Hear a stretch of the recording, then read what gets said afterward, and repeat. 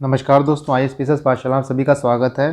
दोस्तों, इस वीडियो में हम पॉलिटी के काफ़ी इंपॉर्टेंट टॉपिक की बात करेंगे जो कि है कॉन्स्टिट्यूशनल और नॉन कॉन्स्टिट्यूशनल बॉडीज़। अगर से आप लक्ष्मीकांत देखोगे ना तो आपको ऑलमोस्ट 80 पेजेस में कॉन्स्टिट्यूशनल और नॉन कॉन्स्टिट्यूशनल बॉडीज़ फैले हुए मिलेंगे और स्टूडेंट्स को बहुत प्रॉब्लम आती है उस चीज़ को पढ़ने में। बात यह है कि प्रॉब्लम इसलिए आती है क्योंकि क्या होता है कि किसी एक बॉडी का फंक्शन वो दूसरे बॉडी के फंक्शन में दे देते हैं। तो जब तक आप कंपैरेटिव एनालिसिस नहीं करोगे ना तब तक आप चीज़ों को याद नहीं रख पाओगे कि भाई यूपीएससी के मेंबर का कौन अपॉइंट करता है, स्टेट पीसीएस के मेंबर को कौन अपॉइंट करता है, national commission for backward class का आर्टिकल कौन सा है। तो ये सब चीज़ें अगर आप कंपैरेटिवली पढ़ोगे तो चीज़ों को आप याद रख पाओगे। नहीं तो क्या होता है एग्जाम में कि आपसे पूछेगा यूपीएससी की कमीशन की बात, लेकिन आप डाल दोगे वहाँ पर स्टेट पीसीएस की बात। तो इसलिए मैंने एक पूरा टेबलर फॉर्म प्रिपेयर किया है जिससे ये होगा कि एक बार में सारी चीज़ें आपको याद हो जाएंगी। तो चलिए हम आगे बढ़ते हैं। तो ये बेसिकली देखिए आपका टेबल है कॉन्स्टिट्यूशनल और नॉन कॉन्स्टिट्यूशनल बॉडी का। तो सबसे पहले हम बात करते हैं अपने इलेक्शन कमीशन की। तो इलेक्शन कमीशन को कौन सा आर्टिकल डील करता है वो है आर्टिकल 324। इसके जो हेड होते हैं वो चीफ इलेक्शन कमिश्नर होते हैं, ठीक है। इसमें जो अदर इलेक्शन कमिश्नर होते हैं उनके नंबर्स कितने होंगे वो प्रेसिडेंट फिक्स करते हैं। अपॉइंटमेंट इलेक्शन कमीशन का जो है वो प्रेसिडेंट के थ्रू होता है, कोई क्वालिफिकेशन नहीं दिया गया है। इनका जो कंडीशन ऑफ सर्विस है वो करते हैं president and it can not be varied, मतलब उनके डिसएडवांटेज में इसको वेरी नहीं किया जा सकता। इसके बाद ये अपना रेजिग्नेशन जो है वो प्रेसिडेंट को देते हैं। इनका रिमूवल देखिए कैसे होता है। जो चीफ इलेक्शन कमिश्नर होता है उनका रिमूवल वैसे ही होता है जैसा सुप्रीम कोर्ट जज का होता है, और बाकी इलेक्शन कमिश्नर और रीजनल कमिश्नर जो हैं वो चीफ इलेक्शन कमिश्नर के रिकमेंडेशन पे प्रेसिडेंट द्वारा रिमूव किए जाते हैं। ये फ्यूचर में दूसरे एम्प्लॉयमेंट ले सकते हैं। इसके बाद ये देखिए सबसे इंपॉर्टेंट है, इनका जो एक्सपेंसेस है वो कंसोलिडेटेड फंड ऑफ इंडिया पे लाई नहीं करता है। जैसा आप देखोगे आपका कैग का हो गया, आपका यूपीएससी का हो गया, उनकी जो सैलरी है उनका जो एक्सपेंसेस है वो कंसोलिडेटेड फंड ऑफ इंडिया से दिया जाता है, बट इलेक्शन कमीशन का नहीं दिया जाता। ये बहुत बड़ा डिफरेंस है, इसको आप अच्छे से याद रखिएगा। मेंस में भी क्वेश्चन पूछा जा चुका है इस बारे में और हो सकता है प्री में भी आ जाए। तो यहाँ पे हमारा हो गया इलेक्शन कमीशन।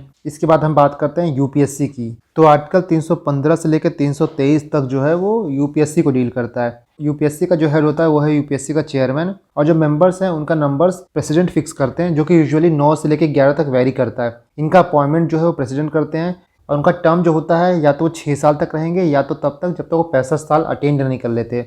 इसके बाद अगर हम मेंबर्स की क्वालिफिकेशन की बात करें तो उसमें से half member should be in central और स्टेट गवर्नमेंट फॉर 10 ईयर्स। 10 साल तक काम करने चाहिए सेंट्रल या स्टेट गवर्नमेंट के अंदर।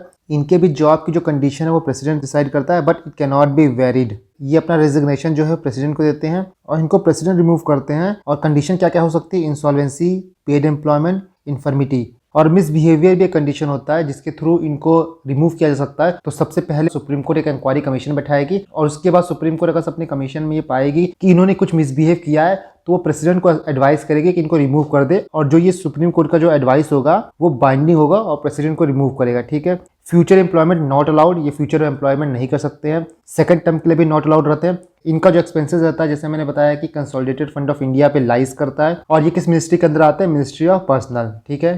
इसके बाद हम देखते हैं स्टेट पब्लिक सर्विस कमीशन।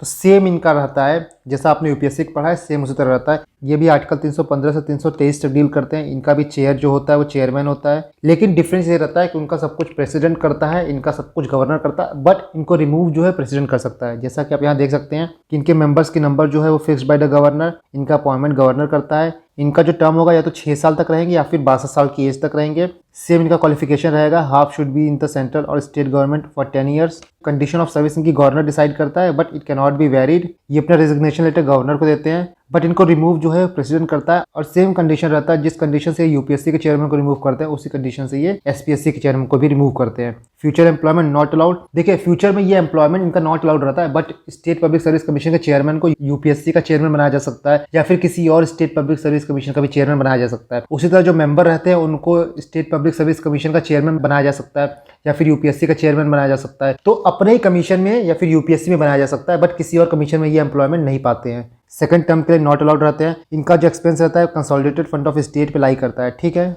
इसका तो हमारा फोर्थ है फाइनेंस कमीशन। देखिए फाइनेंस कमीशन जो है ना वो क्वाजी जुडिशियल बॉडी होती है, याद रखिएगा कभी पूछा जा सकता है, ठीक है।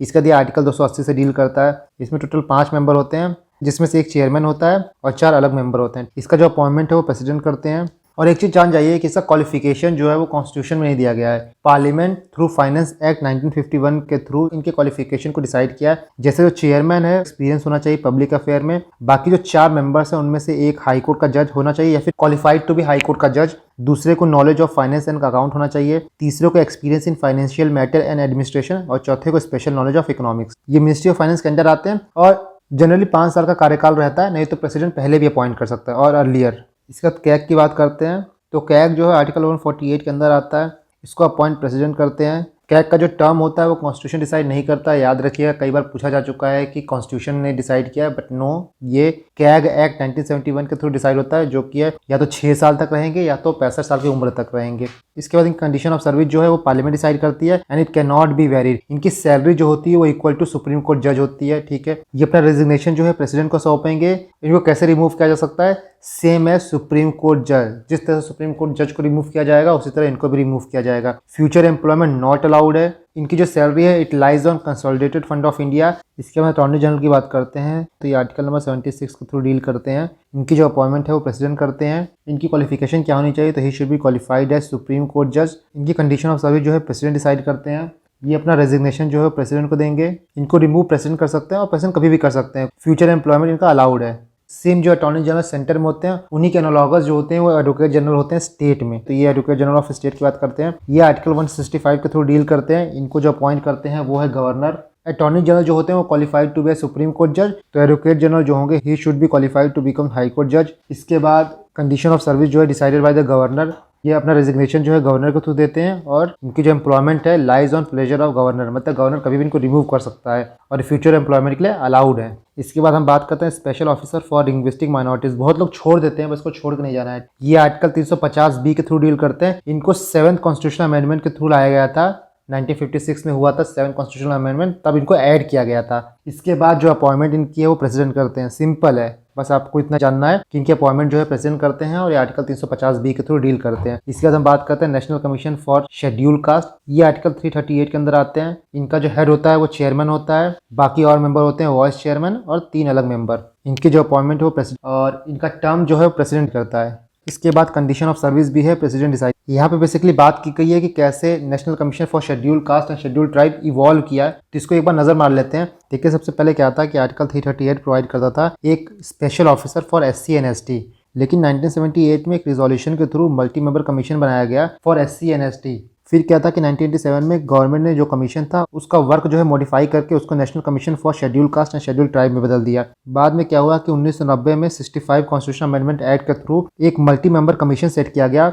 इसका नाम रखा गया national commission for schedule cast and schedule tribe. इस वक्त जो है वो एक ही कमीशन था जो कि शेड्यूल कास्ट शेड्यूल ट्राइब दोनों को डील करता था, लेकिन 2003 में 89th कॉन्स्टिट्यूशनल अमेंडमेंट एक्ट के थ्रू दोनों को बाइफरकेट कर दिया गया। मतलब ये हुआ कि national commission for schedule tribe अलग हो गया और national commission for schedule cast अलग हो गया। तो बेसिकली इस तरह से इवॉल्व हुआ था national commission for schedule caste और national commission for schedule tribe. यहाँ बात करें तो national commission for schedule caste जो है वो मिनिस्ट्री ऑफ सोशल जस्टिस के अंदर आता है और national commission for schedule tribe जो है मिनिस्ट्री ऑफ ट्राइबल अफेयर्स के अंदर आता है। यहाँ पे और भी देख सकते हो, बाकी सारी चीजें सेम है। यहाँ पे देखिए हम national commission for schedule tribe की बात करते हैं तो ये आर्टिकल 338A के अंदर आते हैं। शेड्यूल कास्ट वाले आर्टिकल 338 के अंदर आते हैं, ये 338A के अंदर आते हैं। इनका भी सेम है कि इनका जो हेड है वो चेयरमैन रहता है, बाकी यहाँ पे एक वाइस चेयरमैन रहेगा और 3 मेंबर रहेंगे। इनका भी सेम अपॉइंटमेंट जो है प्रेसिडेंट करते हैं। इनका भी टर्म प्रेसिडेंट डिसाइड करते हैं। इनकी भी जो कंडीशन ऑफ सर्विस रहेगी वो प्रेसिडेंट डिसाइड करते हैं। तो आई होप यहाँ तक आपको चीजें समझ में आ गई होंगी। इसके बाद देखिए national commission for backward class, तो ये आर्टिकल 338B से डील करता है। इसके भी जो हेड हैं वो चेयरमैन रहते हैं और बाकी एक वाइस चेयरमैन होते हैं और बाकी 3 अलग मेंबर होते हैं। इनकी भी अपॉइंटमेंट जो है प्रेसिडेंट करते हैं। इनका जो टर्म ऑफ ऑफिस है वो प्रेसिडेंट डिसाइड करते हैं। इनकी जो कंडीशन ऑफ सर्विस जो है प्रेसिडेंट डिसाइड करते हैं। और यहाँ पे आप देख सकते हैं कि 1993 इनको सेटअप किया गया था, ये स्टैट्यूटरी। बाद में 2018 में 102 कॉन्स्टिट्यूशनल अमेंडमेंट एक्ट लाया गया, तब इनको कॉन्स्टिट्यूशनल स्टेटस दे दिया गया। ये जो है मिनिस्ट्री ऑफ सोशल जस्टिस के अंदर आते हैं। तो आप देख रहे हैं इन तीनों को एक साथ पढ़ने का कितना अच्छा फायदा हुआ। तो आपको पता चल गया कौन किसके अंदर आता है और बेसिकली अगर कोई भी क्वेश्चन इसमें से आएगा ना तो आप आराम से डील कर लोगे। तो यही फायदा होता है टेबुलर फॉर्म में पढ़ने का और कंपैरेटिव एनालिसिस करके पढ़ने का, कि क्वेश्चन जो है आपको फंसाता नहीं है। तो दोस्तों यहाँ पे हमने कॉन्स्टिट्यूशनल बॉडीज की बात कर ली। एक नेक्स्ट वीडियो आएगा जिसमें हम नॉन कॉन्स्टिट्यूशनल बॉडीज की बात करेंगे और उसके बाद मैं ये PDF अपने टेलीग्राम पे डाल दूंगा ताकि जो लोग उसको प्रिंट आउट करना चाहते हैं वो आराम से प्रिंट आउट करके आराम से पढ़ सकते हैं। तो दोस्तों अगर आपको ये वीडियो पसंद आया तो इस वीडियो को लाइक कर दीजिए और आगे भी ऐसे यूजफुल वीडियो आते रहेंगे। पूरी तरह से मेहनत करते रहिए दोस्तों। Thank you and God bless you all.